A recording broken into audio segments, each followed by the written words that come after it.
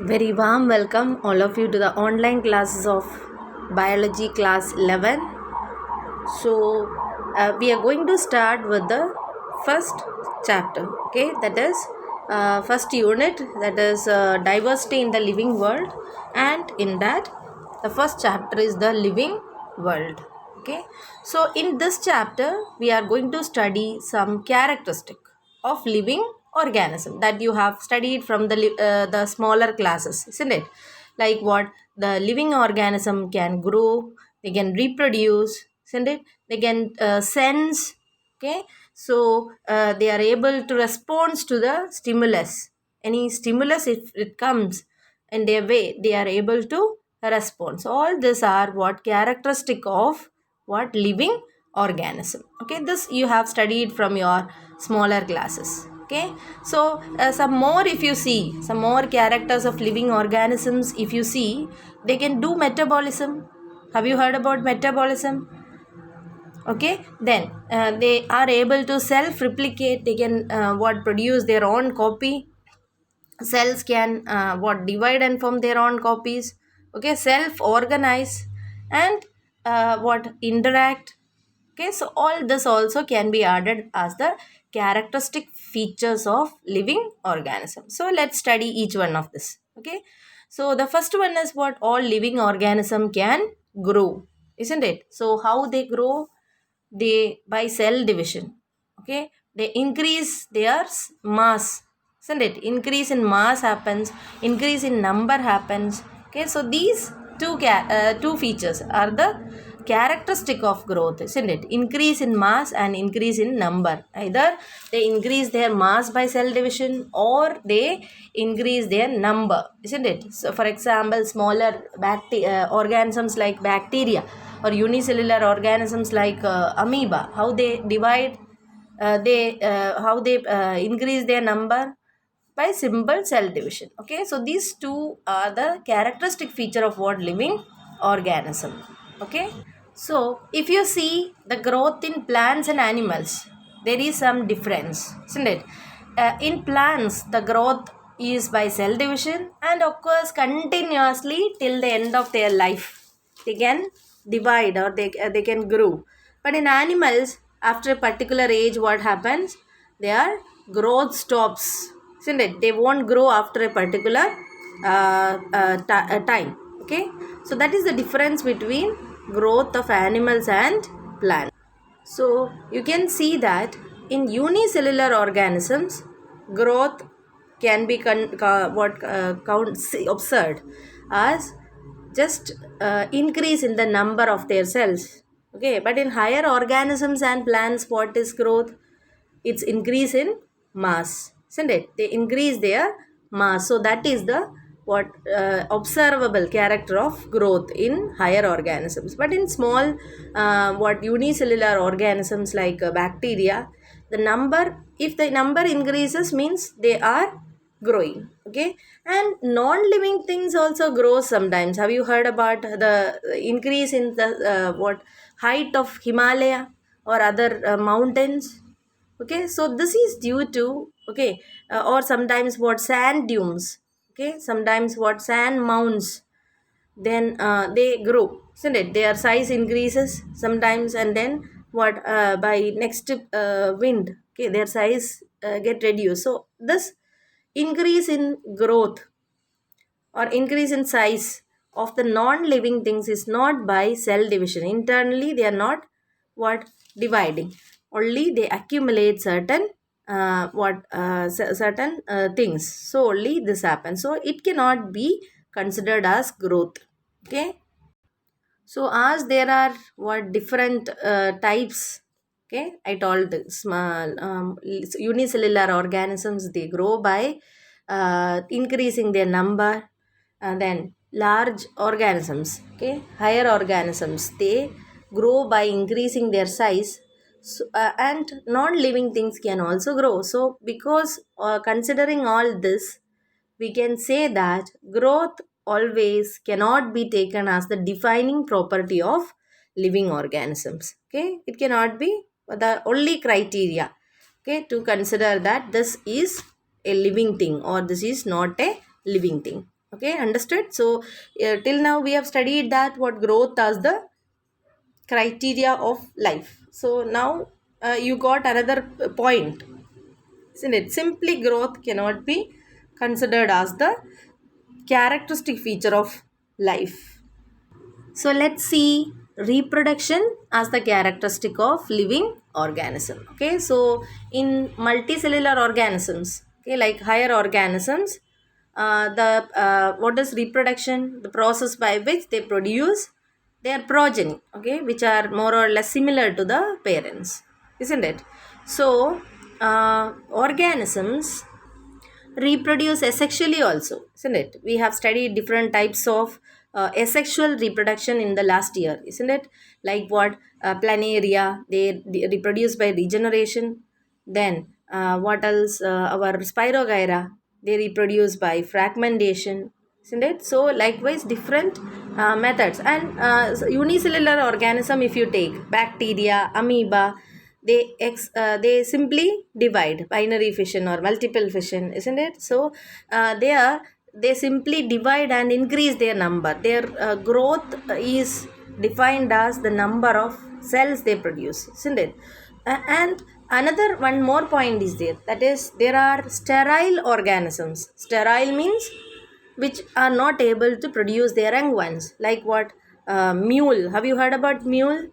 Mules are the progeny of horse and donkey. Okay, then worker bees, have you heard? The bees which are collecting the nectar, they will never what? Reproduce. They are only, they are females actually. Okay, and they work continuously. They are not able to produce eggs or young ones. Okay, on the other hand, who is producing the eggs in a bee colony? The queen. Okay, the queen will produce. So the bee workers, they will never produce. They are sterile. Okay, so this kind of, okay, organisms where they will not what? Reproduce, but still they are living. So can we take always reproduction as the defining what property of life? No. Okay, so only by seeing whether the organism, whether the organism is able to reproduce, or we cannot take reproduction only as the criteria for defining life. Okay, so there are organisms which can live without reproducing also. Okay, without the reproduction capacity also they are living. So that also is not a what? Defining property of life. Another characteristic that we have to study, okay, is the metabolism. Have you heard about metabolism? So our body consists of a number of chemicals, isn't it? So if our cells, you think our cells, we have studied about the body is made up of what? Various cells. And cells, if you take cytoplasm or cell membrane, okay, then nucleus. Likewise, you just analyze, you can see that the cell membrane is made up of what? Lipids, proteins. So these lipids and proteins, what it contains? Proteins, if you take, ultimately they contain nitrogen, hydrogen, carbon. Okay, so all these chemicals are there. Okay, so these chemicals forms or that makes the what? Body of organ. These chemicals are continuously being made, okay, and they are converted to some other forms. Understood? So these conversions are continuously taking place in our body. So this continuous chemical reactions, okay, thousands of reactions are taking place simultaneously in all the cells. So these all chemical reactions together, we call it as what? Metabolism. Okay, what is it? Metabolism. Understood? So metabolism is of two types. Okay, they are anabolism and catabolism. Okay, anabolism means what? For example, smaller molecules. I told metabolisms are what? Chemical reaction that takes place in the body. Okay, so this one, what? The metabolism is of two types. What are they? Catabolism and anabolism. Okay, catabolism means larger molecules are broken down into simpler molecules. So that type of metabolism is known as what? Catabolism. Can you give example? For example, in respiration, what is happening? In respiration, the what glucose molecules. Glucose is a large molecule when compared to carbon dioxide and water, isn't it? So this glucose is getting converted to carbon dioxide and water. So this is an example for catabolic reactions. Understood? Catabolism. And what is anabolism? Sometimes what happen? Simpler molecules, they join to form what? Complex molecules. Okay. For example, photosynthesis. Okay. In case of plants. So photosynthesis, what happened there? Carbon dioxide and water, they combines to form glucose. Smaller molecules, they combine to form what? Larger or complex molecules. So that process is called what? Anabolism. Okay, so these two types are there in the body. Okay, so no non-living object can exhibit what? Metabolism.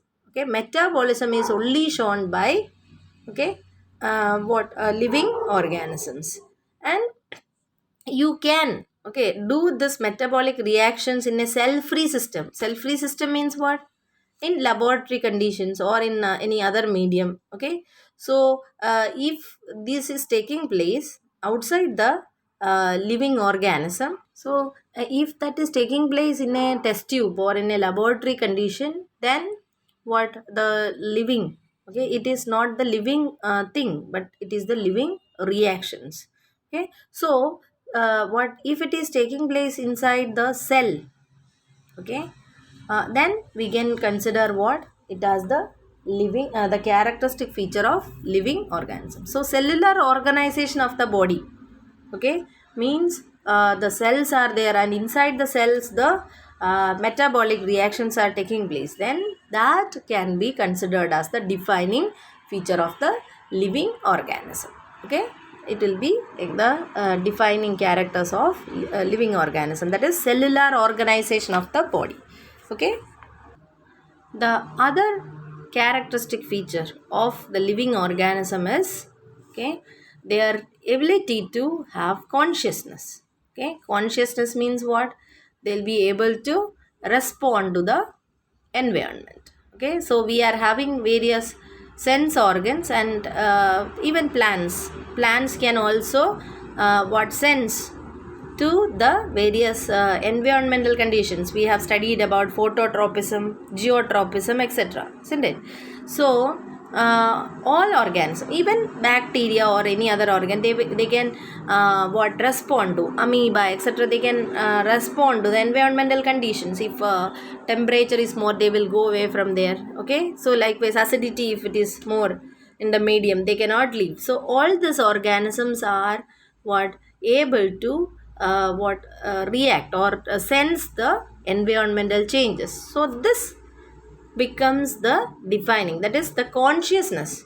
The organisms are aware of the environmental conditions. So this is the this forms the defining property of what? Life. Okay, so when it comes to human being, okay, so sometimes you would have heard about persons in comas, isn't it? Brain dead people. Okay, so in that case we cannot consider them as what? Living, because they are only supported by the what? Machines. Okay, and you can see that the organization, see, cells are having their own characteristic, but cells in isolated conditions, they cannot do the functions of tissues. When these cells what? Interact each other, okay, they are able to do the, for example, heart is made up of cardiac tissues are having what? Muscle fibers. We have studied the structure in 9th class, isn't it? So each of the cells are having special features. Do you remember? Okay, but that when these all the cells interact, okay, then they do the function of a tissue. And tissues in isolated condition, they cannot show the property of life. When they are what? Interact, they are connected, doing collectively their work, isn't it? They'll become the organism. Understood?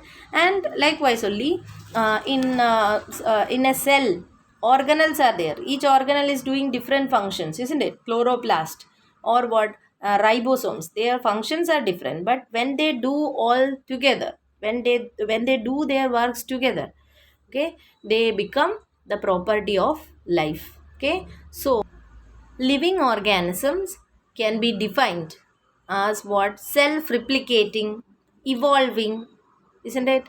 Then self-regulating interactive systems, okay, which are capable of responding to the external stimulus, isn't it? So even though the organisms like bacteria or an elephant, all this are different. When we study about the evolution, they all evolved from a common ancestor, isn't it? So this proves that they share certain genetic material, okay, but they are having they are in their varying degrees, okay. So there are certain features that all the organisms what share common features, okay. For example, protein synthesis, okay, or mRNA, tRNA, RNAs and DNA, have you heard? So these are what almost same. They are what monomers are same in all the organs. So they, even though we are different, okay, other organisms and human beings are different in molecular level, at least we share certain what common features. So next topic is diversity in the living world. What do you mean by diversity? Number of variety of living organism, isn't it? Can you have you seen all the plants that are present in the world?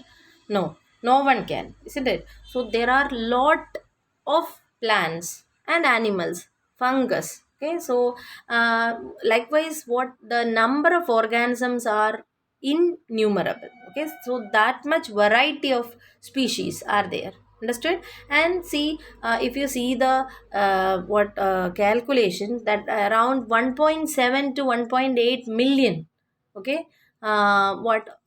organisms or species are known and described, okay, means they are identified and described till now, okay. Just imagine 1.7 to 1.8 million, and this variety of organisms are known as what? Biodiversity. And there are many more organisms that are not found by human being and that are not identified. You can see in the newspaper and all, new species of butterfly was found out. So there are or frogs were found out. Okay, so likewise many organisms are there that are not till now not identified and named. Understood? So this many varieties of organisms are known, or that variety of organism is called what? Biodiversity. Understood? Then, so as there are number of organism, it is not possible to what correctly identify or name the organism. Okay, so there are many organisms, okay, with the same names, different organisms with same names in different parts of the world, isn't it? Or when one's talk about a particular organism, others should understand, so there should be a standard what name that by that all should be able to identify that particular organism. So that procedure of giving name to the organism which are accepted all over the world is known as nomenclature. Okay, so what is nomenclature? Nomenclature is naming. Okay, naming of the organism. Okay, so naming means a universal name, you can say. Okay, a scientific name.